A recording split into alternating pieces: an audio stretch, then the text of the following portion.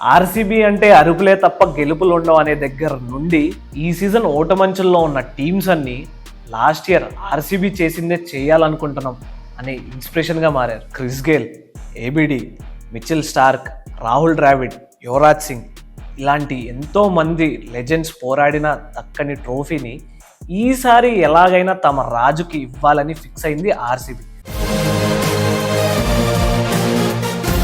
మొదట ఆప్షన్కి వెళ్ళారు, స్టార్స్ని తీసుకోలేదు, వచ్చినవన్నీ స్టార్స్ కింద మార్చారు.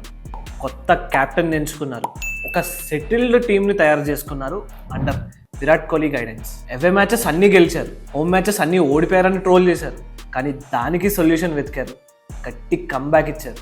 Virat consistency, Salt destruction, Tim David Shepherd finishing, జితేష్కి ఇది ఒక బెస్ట్ సీజన్, కృణాల్ పాండ్యాకి ఆల్రౌండర్ అని చూపించుకోవడానికి మంచి సీజన్ ఇది.